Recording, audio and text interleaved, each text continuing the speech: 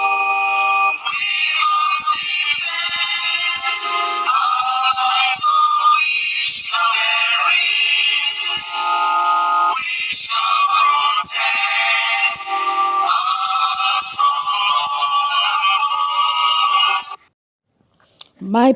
people, una good morning, una good afternoon, una good night, depending on your time zone. This is Biafra Must Win channel. On this channel, we dey bring am back to back on wetin dey shele for Biafra land and beyond all over the world. Abeg, as una dey watch, make una help us subscribe, share, like and comment. God bless you. Mr. Rafubechi, let us look at this position of Gani Adams.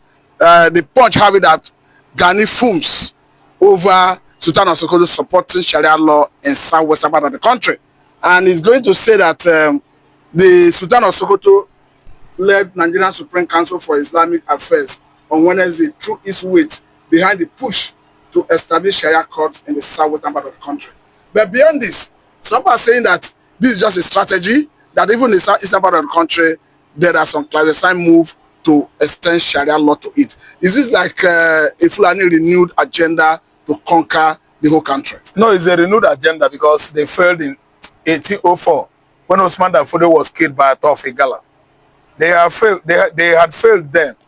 And actually, you know, it's a tribe that doesn't forgive and they don't forget. Fulani is ready to sponsor, implement an agenda that is over 200 years. And you see how the agenda all of a sudden sprang up. That is this Fulani conquest. That is Islamization. You understand? Quest for Islamization of the whole Nigeria that crashed in 18th century after Ottoman Danfodio was killed by Atta of Igala.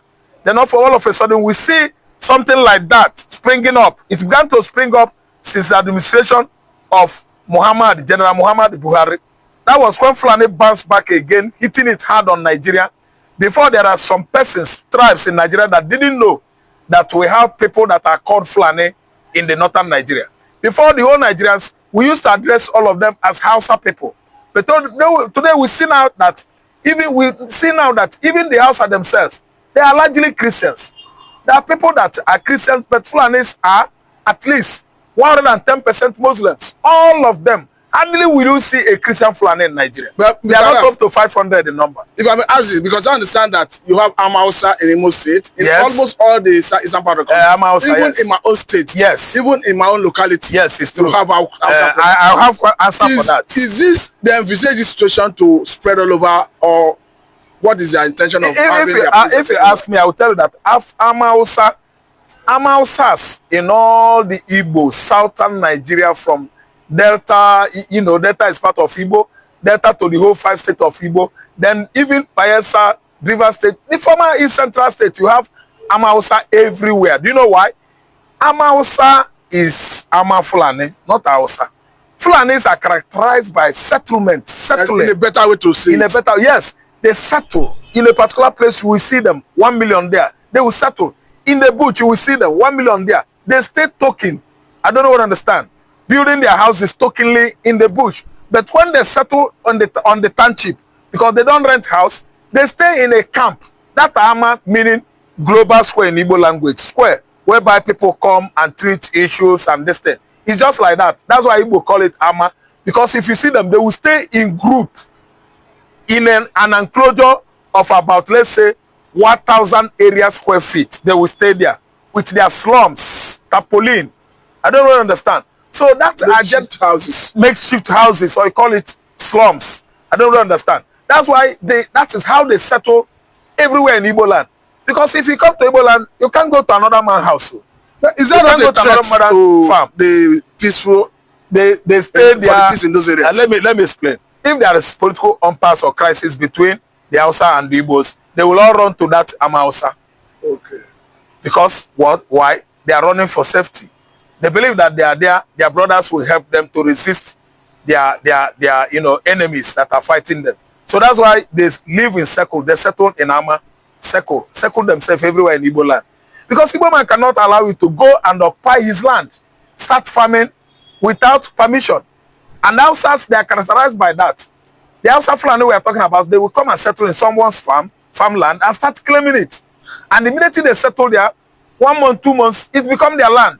So that's why Igbo allow them in that enclosure that, you know, they settled the first arrival. I see them there. Yes, you see them there. They just stay I mean, there, they restrict them to that area. Their movement, their quest, you know, to acquire more land. Their dominance is restricted. Thank you, they are restricted. Their dominance is restricted. They don't go but if I outside ask, that. Mr. Arab, their presence everywhere, like we say, I understand that the Constitution of Nigeria gives everyone freedom of movement or even to reside in any part of the country. But not freedom to acquire somebody's land, someone's land. But I was going there. Now they have been able to enter into all the nook and cranny of the society. The last time I went to Delta State, as soon as I told the Hausa man, my house is opposite Catholic Church, I needed not to tell me any other thing. He took me there. So they're everywhere. Is he not going to help them in this their Sharia law push? No, he cannot. He can only... See, let me tell you, the quest to instill or to allow Sharia courts in all the states of the Federation, especially the southern Nigeria, could only lead to bloody pogrom. And if it escalates, the strangers, I mean the settlers, will blame themselves. I'm from Igbo land. I take myself, for example. I come to Yoruba land. I rented my house. I stayed there and stayed there. Your lawful business. I pay the Yoruba landlord. My normal business, I wake up early in the morning, I go to my business and come back to the same house I rented. I ended up renting shops where I'm doing my business, selling my things. I pay for the shops. There's no way, there was no time I settled anywhere in the southwest. I just touched my leg at Ojota or Jibong, the bus stop, and they stay somewhere there. And before you know it, I started sleeping in front of someone's house. Before you know it, I occupy one of his rooms without payment. No. Immediately, maybe I was stranded and stayed there. The next day, I've already started negotiating with the Yoruba. Mr. Arab, do you know what I'm saying? On how to pay for his room, one of the rooms. I know you. But these houses, they settle in circle. They circle themselves somewhere there, here and there, everywhere, without anything like payment. I know you know Munede very well. I know Munede now. The Fulani, they killed about 2 in Munede recently. There are so many areas in the Kano. Is the local government of Ikawa, the immediate past governor of the Fulanis are not killing. They are terrorizing everywhere. A place like a place like a place like this Munede, a place like Abavo. They kill and maim, rape at will. The owners of the land. Yes. So that's why I'm saying that their presence everywhere, whether in the southeast, in the south, is it not a threat to the original owners of the land? That's why I'm telling you that as I'm talking to you now, the Amausa in Igbo land that remains, now the olden days Amausas, that one, the former East Central State government leased that land, give it to them. We know them there. I don't know what I understand. But currently, for an Hausa man to settle anywhere in Igbo land, he either lease it or he pay the rent. Okay. Permanently for that place. Okay. You don't occupy anywhere in Anambra State now. You don't occupy anywhere as you just come in your large number. You know, say they move with their large number, they stayed and tell you, say they have come, you must pay money. You pay for that particular land or you go back. And even if you pay, you must have a definite lawful business you run or manage. Mr. Araf, they don't allow them anywhere in Igbo land. If you stay on anybody's Igbo land in Igbo land, you pay. Likewise me, I'm staying on people's land here in the southwest, I'm paying. So if Fulani stay anywhere in the southeastern Nigeria, they will pay. Must, not will, they must pay. That is well understood. Let us now take our attention. And they must be doing their normal business, lawful business. If they engage themselves on, unlawful transaction, Igbo man will ask them why. Understand that Ghanaian dance is the Orani Kakanfo of Yoruba land. Yes, they are and the currently, general. I think he's the leader of OPC. OPC. Yes. Do you think he still have the competency, the wherewithal, the capacity to engage and dislodge bandits in the bushes? Just like an Igbo issued another the other time. I don't see Aronika Comfort as a man that is fit into that cap. The only person I know that if they have fear of that person, they Tremble. actually, begin to acquire wisdom is Sunday Igboho. Are Onika Comfort for mouth over the years since I know Lagos. 1999, he was there. He was just there for sake of money. Aronika Comfort, the Ghanaian Adam is a political Are Onika Comfort. It's not the Are of Yoruba land we used to know. Because if you see Are in Yoruba land, you will actually know it's Are. He has never been engaged in any war. No confrontation so far with the Hausas. It is only Igboho that actually prove it that he's an army general in Yoruba land. A war leader, a warmonger, a general in the Yoruba, contests of, fighting war. It is Igboho that we know. Aronika Comfort is just billionaire, political Aronika Comfort. That is Ghanaian Adam. And he hasn't what it takes. That gallantry is not there. That bravery eluded him. And I don't see the aura in him to defend Yoruba land. What I'm saying is a fetish-looking man, just in appearance. But remember that Jonathan government the Igboho other has time proven it. hired him to guide some of pipelines in the southwestern part of the country. Did he do that job?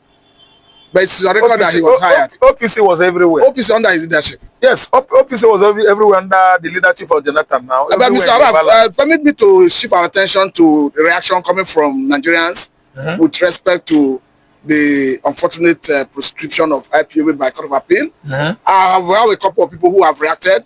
There is one who was really, of course, a former aspirant to the office of Honorary General President from Imo State in 2021, saying it's quite unfortunate and unfair. And we have seen Dr. Ngozi Oronbose saying this cannot stand. Nnamdi himself has spoken for the prison of DSS through his lawyer. They say, I give you go ahead, go to Supreme Court, challenge it, it cannot stand. Let me get a immediate reaction. Yeah, IPOB prescription second time has actually explained how hard the Fulanis are working. Okay, you attribute it to the Fulani. I'm telling you, the chief judge, you don't know his name, he's a Fulani man. The former prescription was just to help Buhari make sure that he bring the IPOB, indigenous people of Biafra down, that is Igbo man down, and Biafra as an entity down as well. But in the court of law, they failed. Because actually the people that are called that abbreviation, IPOB, is you and I. I'm an Igbo man. Indigenous people of Biafra. Indigenous people of Biafra. That is an English. It means if you allow it excel in the court of law, Ngozi Okonjo-Iweala is now an IPOB member, which is a terrorist. Akunyili is IPOB, is a born and brought up, in Igbo land. It means Akunyili is a terrorist. If you allow it to excel in the court of law, it means Peter Greg Obi is a terrorist. Because the meaning is indigenous. Indigenous is from indigene, meaning the land, the people. The people is you and I, persons. That is the persons that are living in that particular region, southeast people of Biafra. Who are the Biafrans? We are the Biafrans. It means everybody in that contraption, in that region. Let me name them all. I have their name. Obi Kubana is not a terrorist. Emeka Okonkwo is not a terrorist. I, Rafael Mbechi, I'm not a terrorist. I'm telling you, the former Governor General of Nigeria, Nnamdi Azikiwe, is a terrorist. That's why I'm telling you that the blind Fulani chief judge that actually ruled that judgment in favor of Nigeria, prescribing Fulani, is not ruling it in favor of Nigeria. He ruled it in favor of Fulani agenda. Because Fulani has come to stay, occupy everywhere in Nigeria, as they predicted. Nigeria is their forefathers' ancestral estate. That is Ottoman Danfodio estate. That is Abubakar Tafawa Balewa estate. It actually means that Yoruba have no land. Igbos have no land. Hausas have no land. It's only Fulani that is going to occupy Nigeria. But Mr. Araf, it is very, very laughable. Understand somebody and debunkable. I debunk it, I renounce it, I reject it. It can never be Igbo man. The terrorists we have in Nigeria are Fulani headers. Who are the owner of Fulani headers? Meiti Allah. Their grand patron is Muhammad Buhari. Who are the terrorists? Bandits. Who brought banditry into Nigerian contraption? It was Buhari. He used it as mercenaries. They are the mercenaries that actually prepared to fight Jonathan during 2015 presidential election. And they actually failed to proscribe bandits as terrorists. Igbo man is now terrorist. So that is madness. Insanity of the highest order. Mr. Rafumochi, nonsense. I understand that someone like Bala Mohammed, the current governor of Bauchi State, said it the other time that the Fulani man is a global citizen and you don't need permission of anyone to bear arm as such, that he use the arm to protect his cow and all that. But again, we are seeing Ananda Carlo charging his legal team to approach Supreme Court to argue this case further. Do you think will be light at the end of the tunnel? Yeah, Fulani man is a global citizen, free to wield AK-47. That came from Bala Mohammed. Yes, it is not plausible. I know you know the meaning of plausible. It's a statement that should not be plausible. Then again, the same statement I trying to give another, statement